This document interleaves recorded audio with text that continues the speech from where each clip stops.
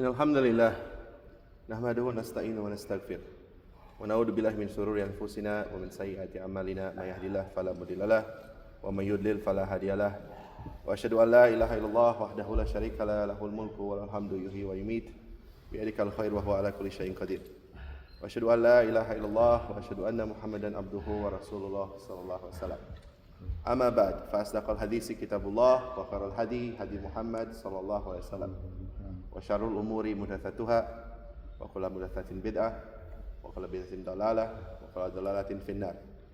بعد أعوذ بالله من الشيطان الرجيم يا أيها الذين آمنوا اتقوا الله حق تقاته ولا تموتن إلا وأنتم مسلمون. يا أيها الذين آمنوا اتقوا الله ولتنظر نفس ما قدمت لغد واتقوا الله إن الله خبير بما تعملون. يا أيها الذين آمنوا توبوا إلى الله توبة نصوحا عسى ربكم أن يكفر عنكم سيئاتكم ويدخلكم جنات تجري من تحتها الأنهار يوم لا يخزي الله النبي والذين آمنوا معه نورهم يسعى بين أيديهم وبأيمانهم يقولون ربنا أتمم لنا نورنا واغفر لنا إنك على كل شيء قدير. صدق الله العظيم. Today is a free topic, at least that's what was given to me. And I wanted to say that I'm not prepared for Ramadan. Not only just for Ramadan, I don't think what I realized personally, it's very hard for me to do extra worship these days. For myself, and I know probably it's hard to say as a khatib, like who is this suddenly saying that, but for me, salat used to be one of the things that excites me.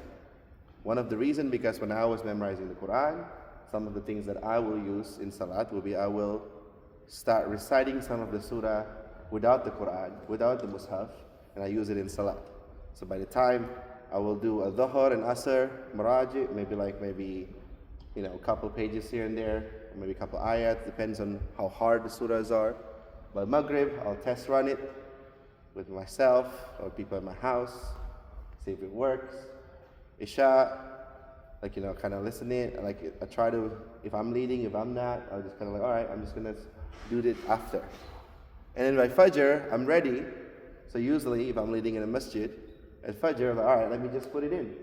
Let me just put in the work, and I start reciting. It used to be my own thing. So between Ramadan to Ramadan, I try to find a way to eventually that I were able to get all the things that I memorized, from Baqarah to An-Nas, whatever's missing, and now whatever ayat's missing in the surah, or whatever surah is missing in the juz, I kind of pile it together.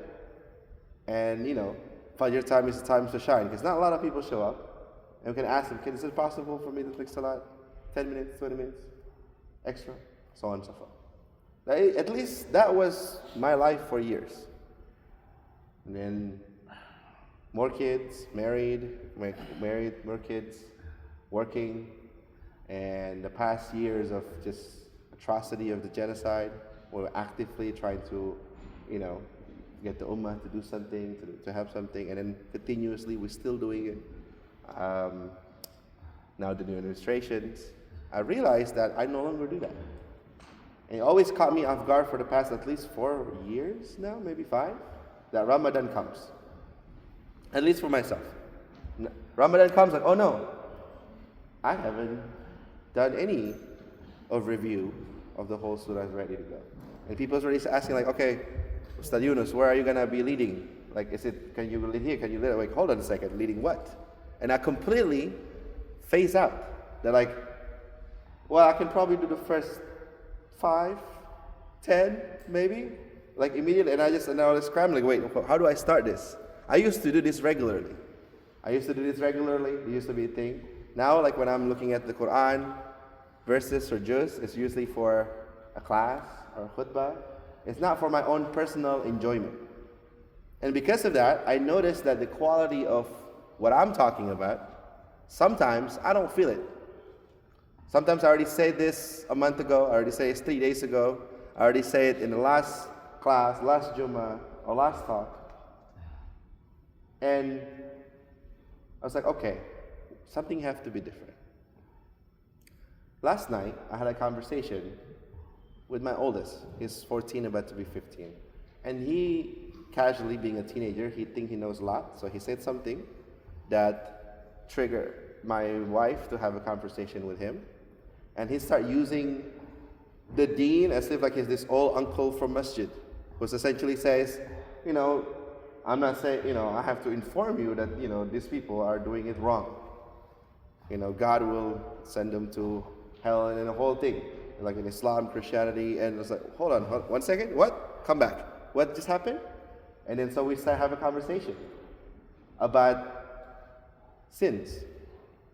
How there are some sins that in the eyes of the people are so repressed, so bad that, people say, okay, you are not going to be safe. And then we end up talking about it in a deep dive. I say, this is not the first time somebody make that mistake. In fact, in a surah called Ghafir, or Surah Al-Mu'min, depends on where you are and what Musaf you're using. The story of Ghafir is about Umar bin Khattab says that a person who make hijrah after the Prophet left, make hijrah, is not accepted. I.e., you're not one of us. The timing for hijrah is before the Prophets left. If Muhammad SAW and Abu Bakr left, and you guys are still not left in Makkah yet, that means you make a choice. You want to be with the kuffar, you're mushrikun, you're the Qurayshi, and you are not here to defend the Dawlat al-Ummah of Islam in Medina. That's what Umar says boldly, heavily. One of his closest friends was over there, sent a letter saying, Umar, we just couldn't. Not all of us have the ability to just leave and go, leave things behind. We still believe in La ilaha Muhammad Rasulullah. And Umar said, well, too bad. I'm going to write you off as a kuffar. After shirk, the worst thing you can do is not following hijrah. The surah came down. غافر الذنب وقابل التوب شديد العقاب للتوب لا إله إلا هو. Allah is the one who forgives sins. He is the one that ultimately, make the affairs. A conversation directly, Rasulullah mentioned, Umar, this is a refutation of what you've been saying. Meaning that there's no such thing of tawbah doors closed until you meet Allah. And in this case, Umar said, what is the tawbah for somebody who commits shirk? The answer is tawheed. So if shirk can be repented with tawbah through tawheed, then who are you to say that hijrah cannot be done again? It's a powerful statement. This surah is a great surah. In fact, that's one of where I'm from, in Indonesia, when a person from entertainment industry decide to be more Muslim, because Indonesia is a Muslim country but a democratic country at the same time, right? So there's like movies, there's our own Hollywoods, our own stand-up, our own music, all of these things. So when they decided I want to be more religious, when Ramadan kicks in, the term people make hijrah happens. Ramadan comes, everything and everyone suddenly change. Like the Mariah Carey, the Christmas songs here, in Ramadan, everything changed. Culturally, whether you're Muslim or not, everybody is making hijrah to more Islamic terms. Whether you agree in music or not, what have you, it doesn't matter. But the community, the places just get really excited. It becomes an exciting thing, everybody gets excited, everything changes. And even the music you listen in the mall changes. And the people start, who's actually making hijrah for real this year? Right? And there's context like that. Why am I talking about this? I'm talking about this because sometimes we underestimate our ability to return back to Allah when we have, quote-unquote, feeling that we're in our lowest position in spiritually. Sometimes that conversation I have with my son reignite the conversation. Oh yeah, you know what? There is something here. I have created my own personal axiom of this is what good Muslim look like. But for a long time, I projected that to others. And when I stopped projecting to others, I started doing it for myself. I think about the Ramadans that I'm like really on point and able to do it really well as the time that I'm going to have through the whole year. Instead of preparing that when you go to the top, when you are excited that can feel Allah, you then go back to how Abu Bakr talked about this. When Abu Bakr mentioned in a famous hadith where he thinks he's a hypocrite because he sees the Prophet Muhammad SAW and he can see Jannah, he can Jahannam, he feel like everything is right there. It's like imagine like if If you live in Makkah and Medina, and it's like every day you're doing your thing, making, living life, having your family, and then the day you go to the masjid, it's like when it's like, oh yeah, that's right. This is really great. And then you go back and you kind of do our thing. We have here, the spaces of going to the masjid is harder. A sanctuary when you can feel like, oh, I'm uplifted, I feel like I'm ready to go.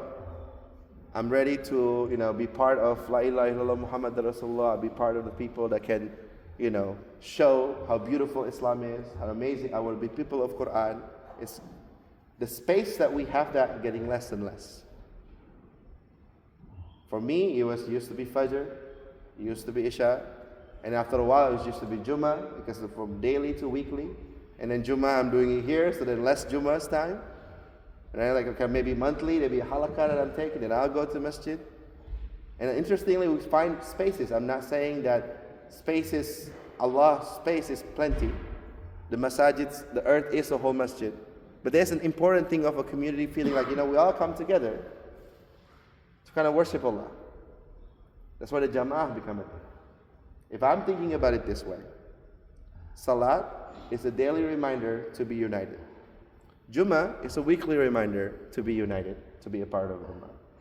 And Ramadan will be yearly reminder for us to be united as an Ummah in a bigger scale. So the question is, what's your monthly? What's your hourly? What's your daily routine that remind us that we're not alone?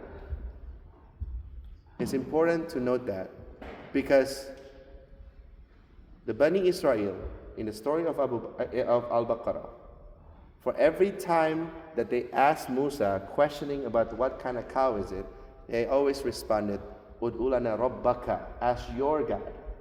Can you imagine a group of people that was safe, shown miraculous things all the time, and their Pharaoh is being destroyed and drowned in the ocean, and they see the days of Allah over and over again.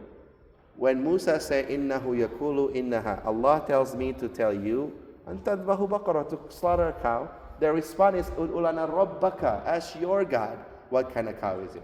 Ask your God what kind of cow is it. As if they have no ownership of the Lord that saved them. Like as if Allah belongs only with Musa. All the way, from Baqarah, Al-Imran, An-Nisa until Al-Ma'idah, when they said, it was time to go fight. For this muqaddasah, this is the holy lands, and it's like tadhhab anta wa rabbuka faqatila wa inna huna qa'idun. Why don't you fight with your God, rabbaka? We're gonna go sit here and wait. That's the whole reason that you've all connected to where we are now. One of the things that they said, the promised land, they didn't want to fight for it. Back then in the time of Musa. Even now, there's not one-on-one army. It's out, right? But let's not talk about that because it's a sensitive subject in DC. But it's important to realize that it hasn't changed. The ownership of like, I am here, I'm ready, I'm stand up for what I truly feel, to stand with the standards. This is our Quran, this is our deen, this is our Ramadan, this is our Allah. It exemplifies in Baqarah that every single dua in Baqarah is Rabbana. Rabbana atina fi dunya hasana, right? Wa fil akhirati hasana wa qina adabana. Rabbana innaka anta maulana fansurna 'alal qawmil kafirin. And all the du'as in there except one, which is Ibrahim when he says Rabbi. When he left Ismail behind and Hajar, and he make dua, Ya Allah, make me strong on this. Because specifically, like I'm abandoning everything, I feel alone, so I Rabbi, except one. But everything else, universally, is Rabbana, especially when Allah talked to us. To counter this idea that spirituality, that Islamic tendency and growth and progress is individual based. It should not be just individual based, it should be as a whole, collective. Inna Allaha wa malaikatahu yusalluna ala nabi. Ya ayyuhalladhina amanu sallu alaihi wa sallimu taslima. Allahumma salli ala sayyidina Muhammad wa ala Muhammad kama sallaita ala Ibrahim fil alamin innaka Hamidum Majid. Make dua for the standing between the khutbah is accepted.